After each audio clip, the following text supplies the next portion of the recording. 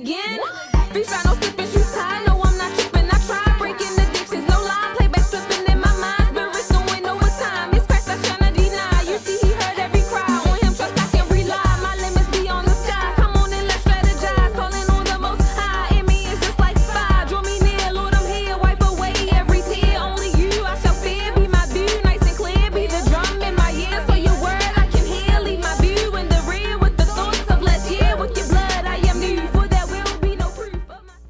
Hello and welcome to Let's Talk with Victory. I'm Leisha Lee, and today we have a special guest with us. I want to introduce Evangelist Felicia. Welcome to the show. And we're going to go ahead and get started. So, ladies, today our topic is second chances. And you know, sometimes people do things and we like, hold up, that's a red flag.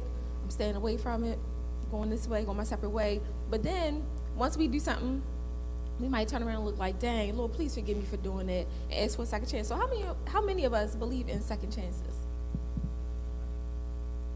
So I would say I believe in second chances. However, I do believe that it depends on who it is, what they do, and who they do it to. You know, depending on what's done and who it's to. Like, for instance, my children. If you do something to my children, depending on what it is and who it's from, you know, I may not allow, you know, I'm not going to give you a second chance to do that same harm or to put my child in that same place again. So I think it just all matters who it is, what they do, and who they do it to. Okay. I'm not the Lord. Okay. No, I stand with you. So, no, I think I give people way too many chances because I believe in grace. I just believe that we should afford people the same grace that we want. And it took me a long time to learn that. Right. I think the older you get, you kind of get a little more wise and you understand that, you know, hey, you're not as perfect as you think you are. I wasn't talking about me because I am still, no. But you don't do all the things right that you think that you do, or there's a different approach that you can take to things because you may affect someone or offend someone, and even if it wasn't your intent, it still brought harm to that person, and so you have to understand that you need another chance to correct that. And so I think that we need to always be mindful of how we offer grace to other people or mercy, but like Kim said, it just depends on what the situation is, because if it's a situation where it's really like harmful, it's just like I'm not going to keep putting myself in the same position to receive that. I might give you another chance to get out my way, but I'm not going to still stand there and receive the backlash, harm, whatever it is. I think I believe that how dare I not give people another opportunity, a second chance, third, fourth chance, you know, because God has given me so many chances, and because I know the situations that I've dealt with and the things that I've done, not only to people but to God himself, it's like, okay, if he could forgive me for that, how dare I not forgive another person? And I am not the judge of them. So at a moment's time, it could be that they, yes, went through this one thing, but who's to say that they didn't repent in that very moment? And the word tells us that if they repent to us for something that they've done, then it's our duty, it's our job as a Christian to forgive them. So if I'm going to say I'm going to walk with this thing, if I'm going to say that I'm walking in the word, that I'm walking with God, that I'm doing what I'm supposed to do, then that's what I need to do in order for God to continue to forgive me, because he continues to forgive me on a daily basis, because every morning that I rise, it's my decision to say, oh God, forgive me for the sins that I've committed, either word, thought, or deed. So because I know that he's done that for me, then I offer the same to other people. Marcella? Yes, I also believe in second chances, but I also believe that you have to, as individuals, especially when you're around people who, even after giving them a second chance, they still want to present maybe that same harm or those same things. So we as individuals have to train people how to treat us. And we also have to be not afraid to say to them, look, we've had a conversation. I'm giving you a second chance to turn this around, but yet you're still on the same path or you're still doing the same thing. So we have to, not be afraid to verbalize how others are making us feel, present to them, then look, I'm giving you a second chance to do better, and then sit back and watch. You understand? Because that's how I had to become, because before I used to completely shut a person down and not give them a second chance, and I would avoid a situation. But as we become more mature and as we grow, I'm learning I can't shut down, because shutting down also, because we are people of faith, it blocks our blessings and it prevents us from moving forward. So I had to learn how to be open and observant and say, well, wait a minute, maybe they don't know how to approach a situation.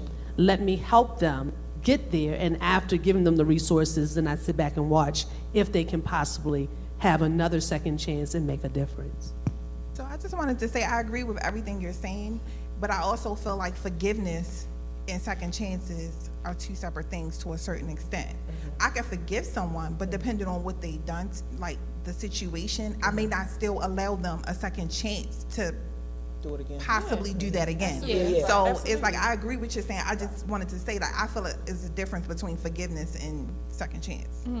And I think there are levels, I think that there are levels, and you have to put people in their place. Exactly. And like I was saying about the scripture does say, because a lot of people believe that it's not right for Christians to speak up for ourselves.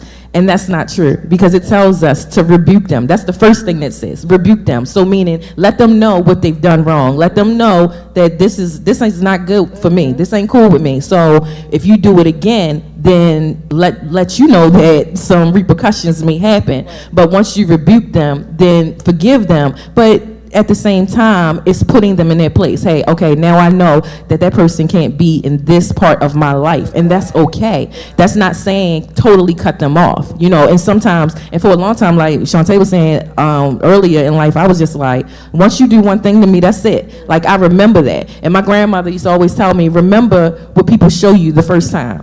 Remember who they are, because they show you who they are, because they don't know you, you know. So I'm good with what you're saying. I totally believe that, but I do believe in second chances. Okay. And you touched on, before you touched on, if God can give us multiple chances, why can't we give other people multiple chances?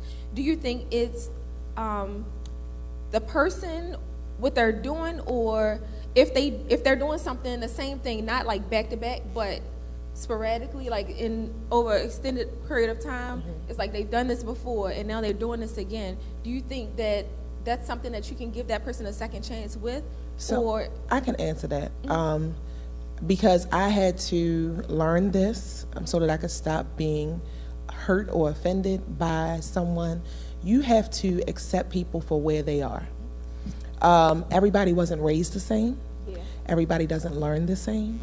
And so sometimes people are ignorant to the fact of what they're doing. And so when I took the stance of positioning someone different in my life, it was because I understood that that's all they knew. If you expect a third grader to come to you and calculate a 12th grade math paper, it's not going to happen. Right. I mean, I'm not going to say that it's impossible, but I'm just saying the reality of it is I can't expect that from someone who only has the third grade education. So I have to understand that someone who, there was a meme on social media that said people who are raised on love and people who are raised on survival are totally different. And that's the truth, because some people just weren't raised on anything but I gotta get it how I get it, and I gotta fend for myself, I gotta fight. All my life I had to fight, and so all they know is to be defensive all the time and be aggressive toward people, when you may have come from a home where, even if it wasn't a two-parent home, you had a mother who loved you and coddled you and showed you how to be sensitive, affectionate, and understanding, but everybody doesn't get that.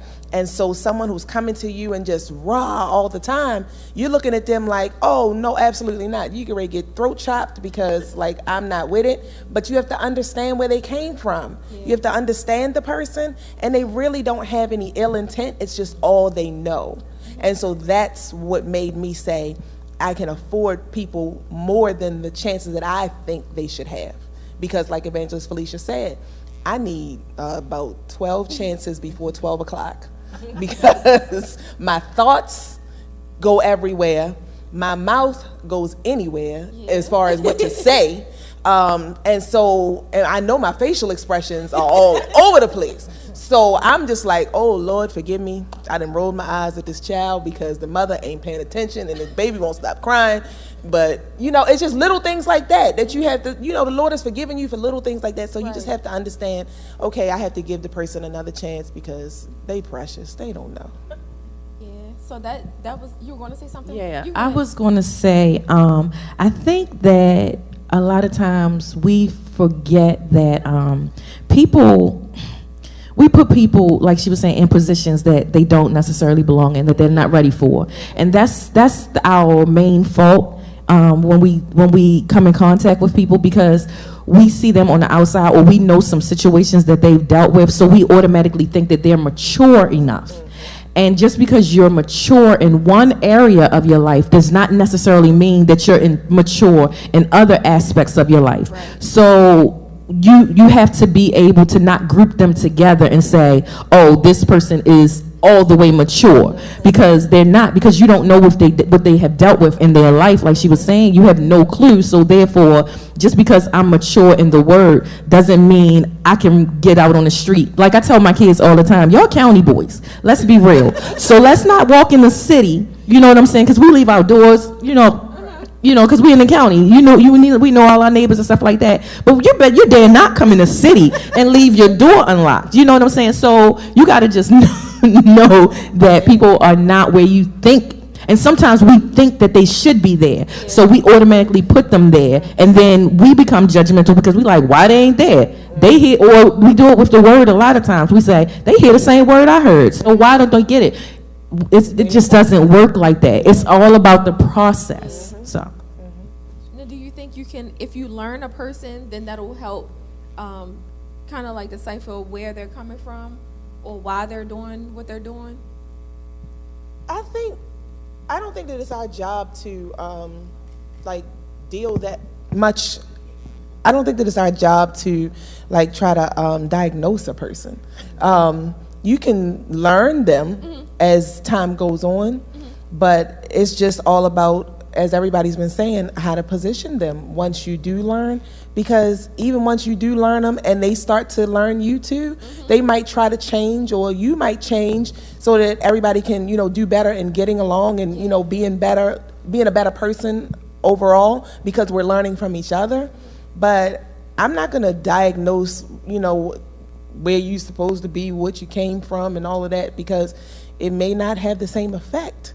You know what I mean? So I just don't think it's our job to do that much, but I just think it's our job to reposition ourselves, as well as reposition the person in the space that we gave them. Evangelist Felicia said it so well. We always, this my sister, this my mother figure, this my father, and that person didn't ask for that position. Right. And then you get mad because they don't do what you think that they should do. Yeah. But they didn't ask for that position. That's just where you put them, because that's what you saw them as. Right. So you're offended, and they didn't mean to offend you. And always have that, and I just want to, I'm sorry, but I just want to say that always have that open door of opportunity for people to change.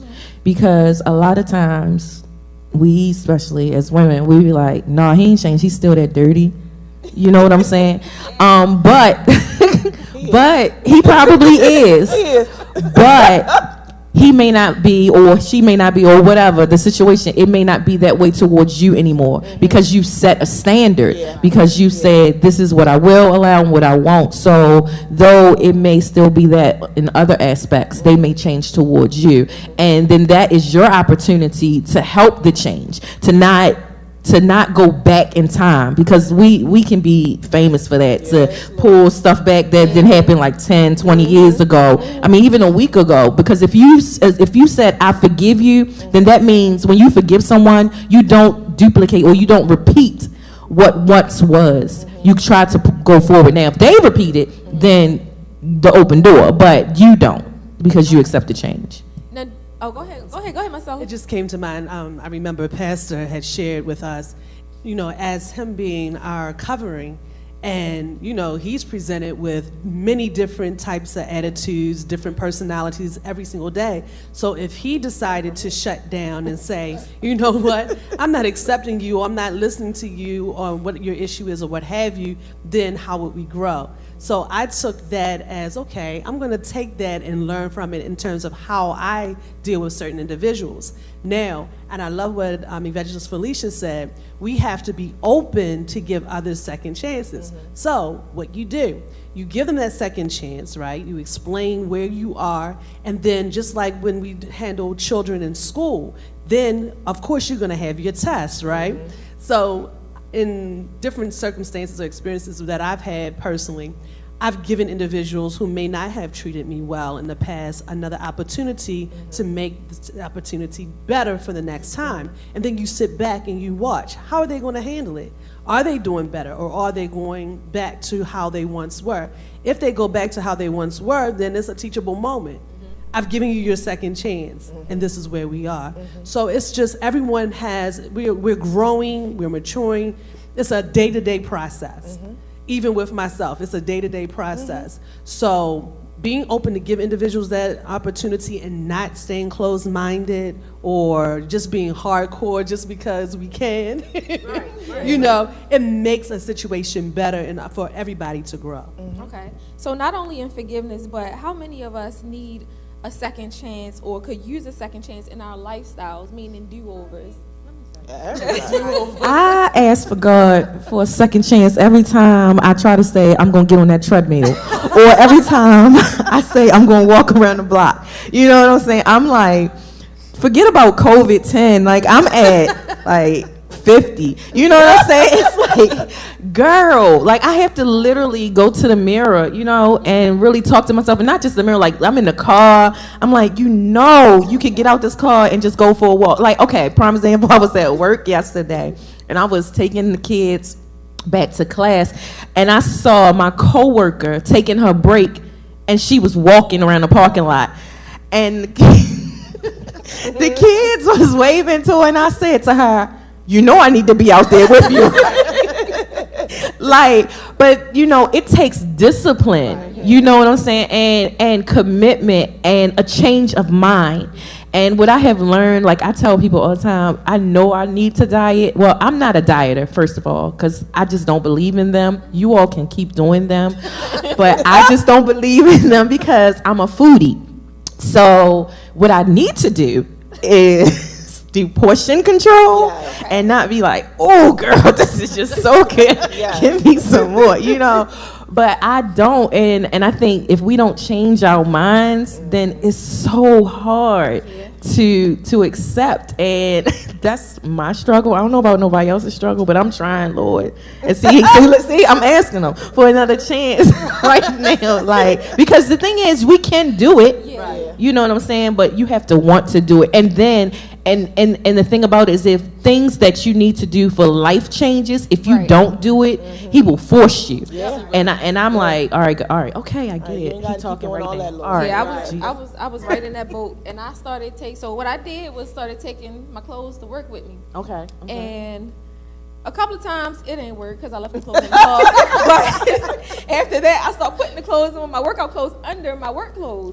So I'm like, okay, I gotta go. But you gotta do what works for you, though. Yeah. I was like, I gotta go. And then I told one of my coworkers, so she came to work the other day, and she was like, girl, I got my workout clothes under these work clothes, and it's tight. I was like, oh, my fault. I didn't mean for you to come in like that. Right. But yeah, so it takes dedication. I think commitment and discipline. So you said you talked about discipline. I think discipline is like a major thing that'll help us in all areas. But for second chances, for do-over, one thing I think I would, if I could do something over, it would be my college choice.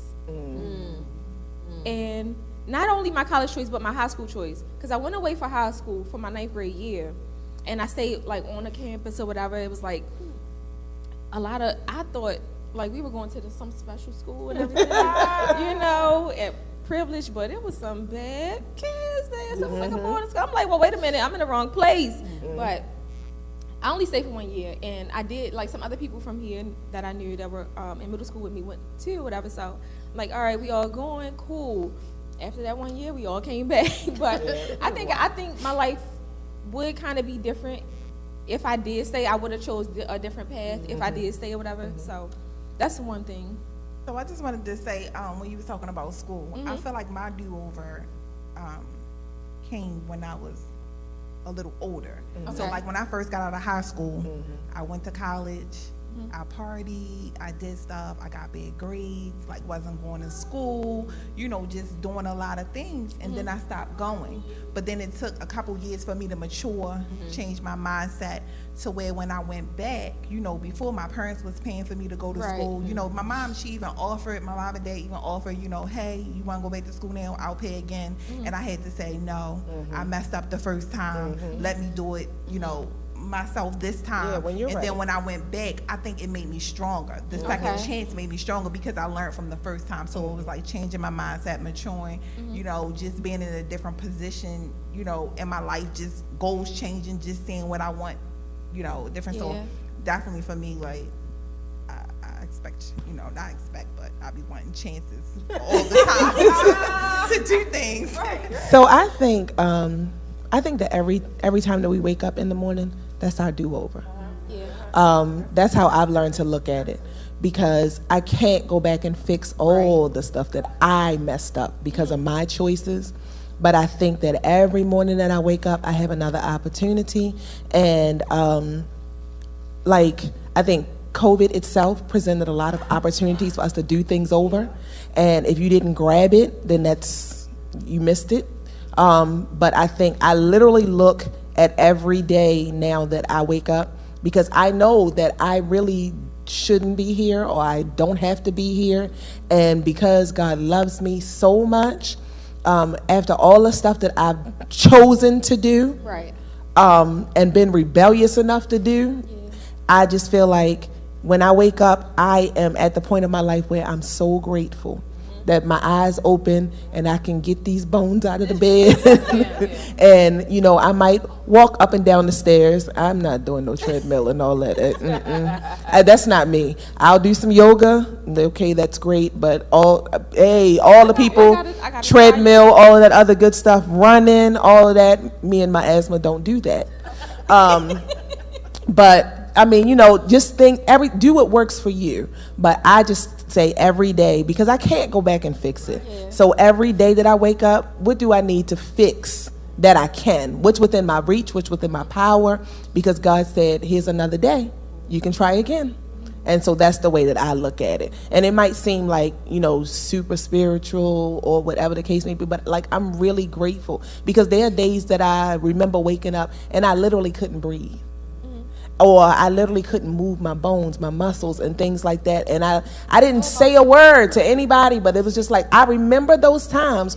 I remember those times when I woke up and I didn't know if I was going to have enough money to pay my light bill. You know, just little things like that. And so every day when I wake up, I'm just like, it's a chance to do it over. Did I pay my PGE?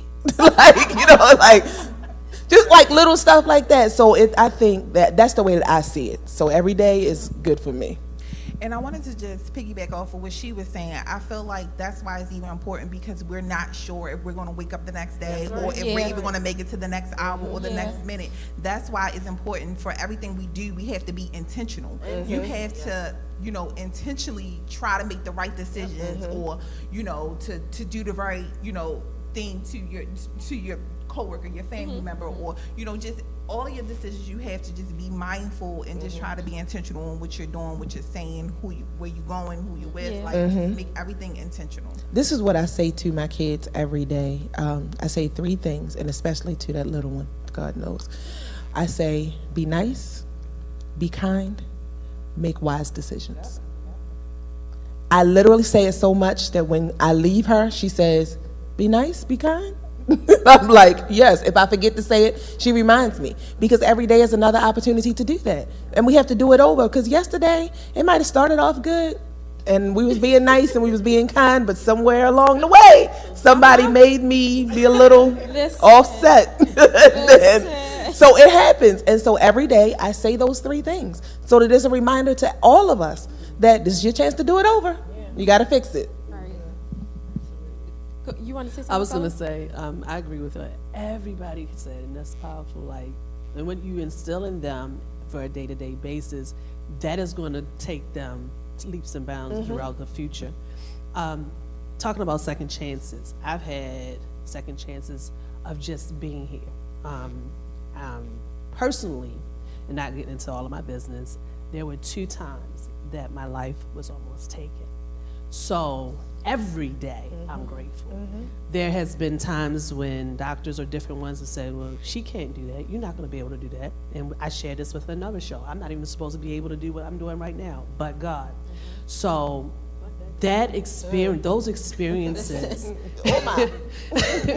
has shown me not only to be humble, you know, and not take for granted the gifts that we are instilled with, but to kind of look at individuals not as having a high expectation for what they should be, but accepting them for, like you said, where they are, who they are.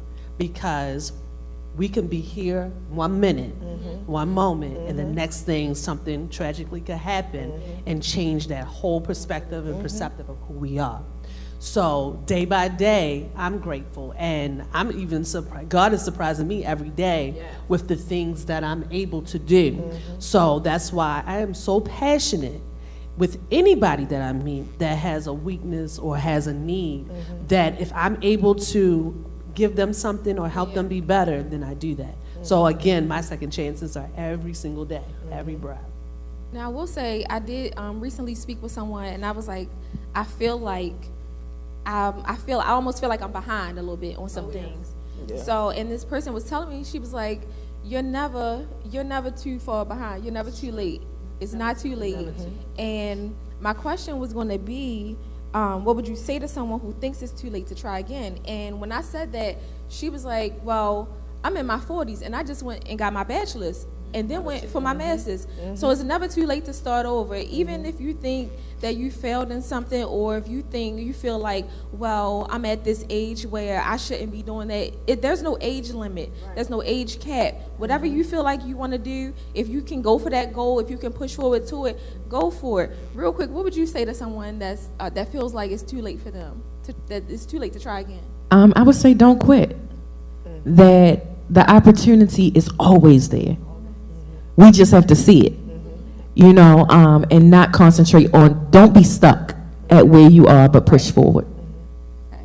Kim, what would you say? I would say just go get it. Just go get it. Just empower yourself, speak to yourself, speak in yourself, and just go get it.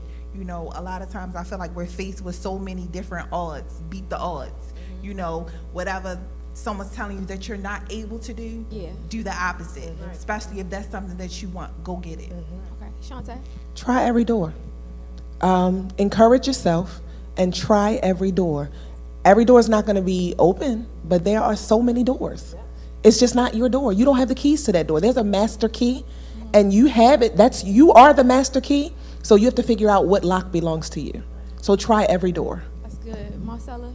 That they're predestined for greatness. Don't put limits on themselves. Don't put a ceiling. Go beyond that ceiling, and don't let anyone else keep them from reaching out and achieving the goals that they set forth for themselves. All right. Well, thank you to Pastor Tony Smith for allowing us to be a part of the vision of Victorious Ministries International. We sincerely appreciate it. We thank you to our viewers for tuning in. If you feel like something we've said has reached you, don't feel like you gotta just hold it to yourself. Go for it. If you want to comment in the comment section, leave a comment.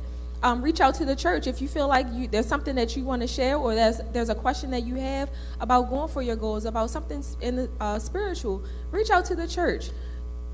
Everybody's here for a reason. Somebody's here for you. Until next time, bye-bye.